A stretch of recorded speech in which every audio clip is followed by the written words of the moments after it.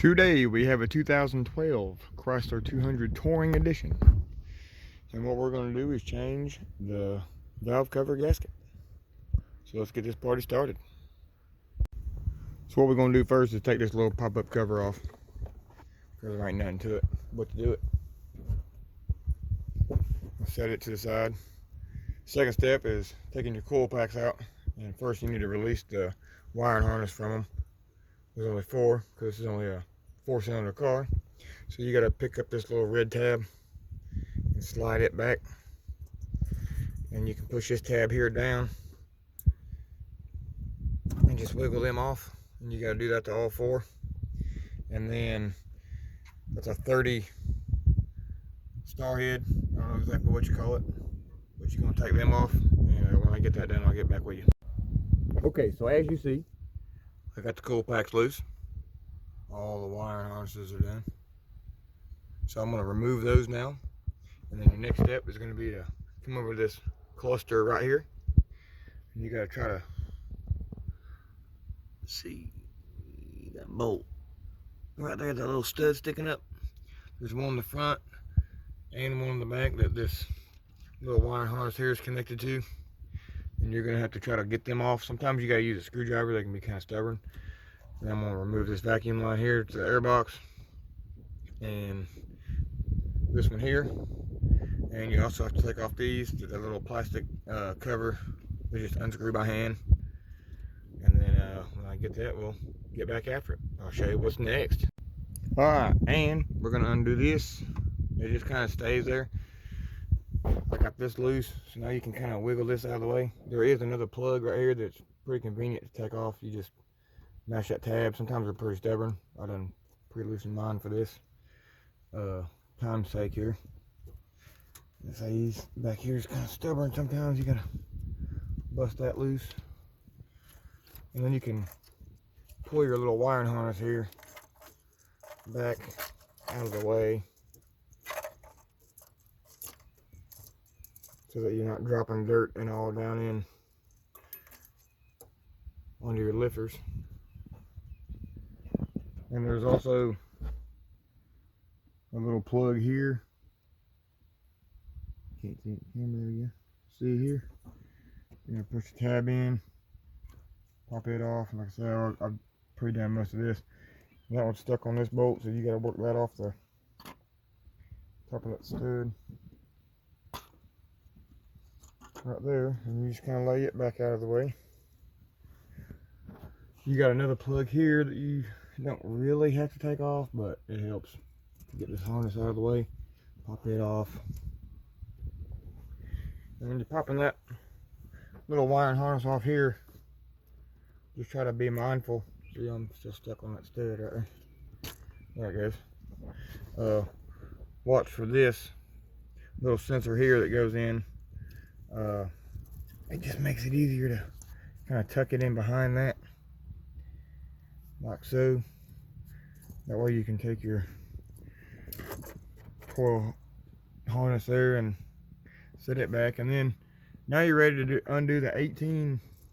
There's 18 of these bolts you got to undo, and they're 8mm or a 5/32, and this is about all the tools you're going to need right here, outside of a pair of pliers that I've already put up just for some of them stubborn line harnesses. But you got to have a torque wrench for putting it back together. You don't really have to have a 6-inch extension. It just makes me feel more manly. And then, because I got my little shorty 1/4 inch there, and then I got an 8mm, or you can use the 5/16. They both fit about the same. I'm not an expert mechanic. And then, you know, I got my T30 there for the coil packs, and that's basically about it. So let me get this thing unbolted here, and we'll show you what's next. You're just gonna go by and undo all these. You can use a zip gun, but it's not really gonna save you a whole lot of time, because the bolts don't actually come all the way out of that valve cover. It just there is a sequence you got to use putting it back together to tighten it down, and I'll take a picture of that and add it into the video at some point, because if you don't do it right, it will warp it and it will leak out the back. Ask me how I know, and I'll tell you. I done it one time. You're gonna have to have a gasket maker for 2 points. There's one here. This is on the left side, or the front side of the motor, and one there. That's the only 2 points on this vehicle that I found. You're gonna have to use the gasket maker, and you can get the 24-hour stuff, or you can just get some quick gasket maker. I don't think it's gonna make all that much difference as long as it's high temp. But let me finish this up, and I'll pop it off and get back with you. All right, I got all 18 bolts loose. This has been a fairly easy, quick process for me to just go around, because I just done this last weekend, and I have to redo it again this weekend because the male gasket set that I got didn't come with the grommets that it was supposed to come with. So now we're doing it again. So I'll show you something else in just a second. Hold tight. Alright, so the first time you do this, or only the only time you have to do this, I hope, where this gasket sealer is at, you're probably going to have to use a little screwdriver or something to shimmy in there, and just be real gentle, because you don't want to crack that valve cover or scuff up any of that metal down there. But you have to clean up all that oil around it real clean, so that it'll seat right whenever you put it back together again. But this is all there is to this job, really. It's not really that bad as long as you do it right the first time. So let me get this thing cleaned up, and I'll show you how to put it back together again. This is the underside of your valve cover, and you're going to replace this gasket here that runs the border. And if you change that, it's probably going to be pretty crusty, so you're going to have to get a little pick, and I'll show you what I'm talking about when I say pick. And I got to change this, and then I got to flip it over and pop the other grommets out, and I'll show you how to do that in just a minute. Alright, so outside of the wind blowing, and y'all trying to bear with me on this operation here, figured out that the easiest way to do this is when you pull this up, you can wiggle these out, but you need to make sure you know where they're going. So make sure you lay them real still in order. Give me just a second here. You wouldn't know that I run 10 in a row, and then this one be stubborn. But see, you got to replace that little rubber. See if I can get it to focus on there. Ignore my yard, it's a mess.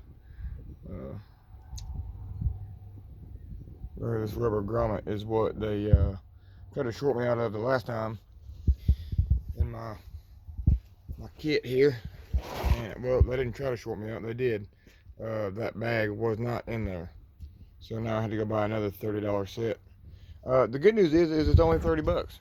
So I mean, for $30 you can fix this oil leak yourself, and you don't have to go shop and spend probably at easy 100, I would guess. At $100 an hour, they're going to charge you at least 1 hour labor, 2 if they can get away with it. So that's where we're at. I got to finish popping all these out all the way around, and making sure I don't lose track of what bolt goes where, because the studs have to go back in the right spot. And if you don't do it, then you're going to take it all back apart again and do it again. So let me focus on what I'm doing here, and catch you in a minute. Alright, so take a little pick, and the easiest way to do it is just to get up under that. Don't worry about the old ones. And you're just going to roll it right over the top of that nipple right there, and pop it off. And you're going to get a new one, and make sure you put this little nipple, it's going to be on the downside of the grommet. Yeah, just push it back on there. My hands are covered in oil, so this is good times. Shout out to my wife, who's been helping me do this. I'm taking them off, she's putting them on. There you go. And that's it. Something else I need to tell you before we get carried away. If you look at these, because my camera focuses real good when I want to. That expanded flange there, you got to push up from the bottom and pop this new gasket over the top of that so it holds your bolt in. And you gotta do that to every one of them. We got 4 left, and I'm gonna be putting them back together again. Alright, so we finna put it back together. I got my little gob of gasket maker right there, and if you look down that timing chain box, you can see that you can't hear because the sun's not cooperating with us today. But I got the edges wiped off, and we're fixing to put this thing back together again. Alright, the sequence for tightening the bolts on this particular motor, which is the 2.4 on the Chrysler 200 Touring, is right here. I'm gonna focus on that for a second so you can pause it. And the inch pounds, not foot pounds, but inch pounds for your tightening is 2 sequences. You gotta do 1 through 18 at 44 pounds. And once you get all 18 of them done, you're gonna do it again on step 2 at 90 pounds. And you can buy this book at your auto parts store, but it's about 30 bucks. So I'm just trying to save you a couple dollars. Putting it back together again.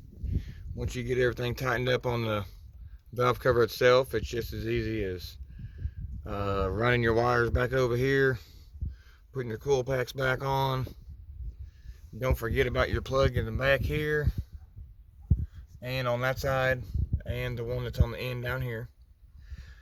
You got your breather tube here for the airflow.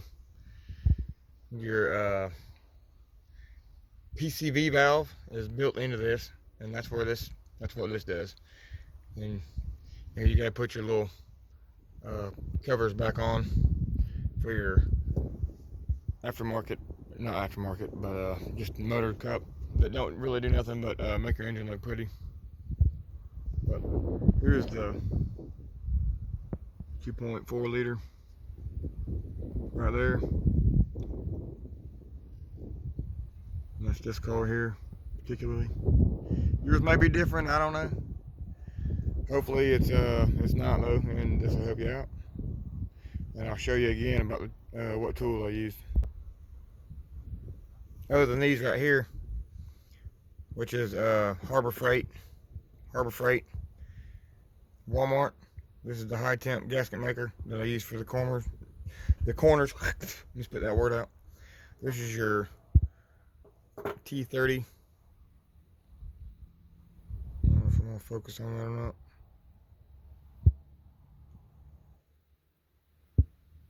I guess not. So that's, anyways, T30 for your coil packs.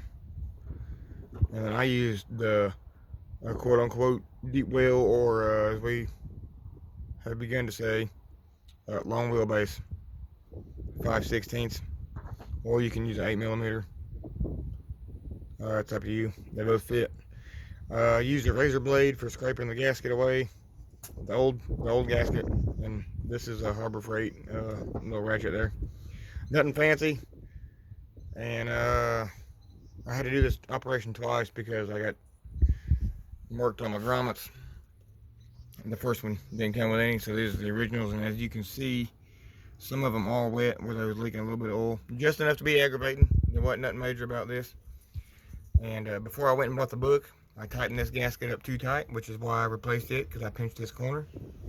It's just part of it because I'm not a real mechanic. I'm just a guy playing mechanic because I'm too cheap to go to a mechanic. But that's going to be it for this video, guys and girls. Anybody else watching?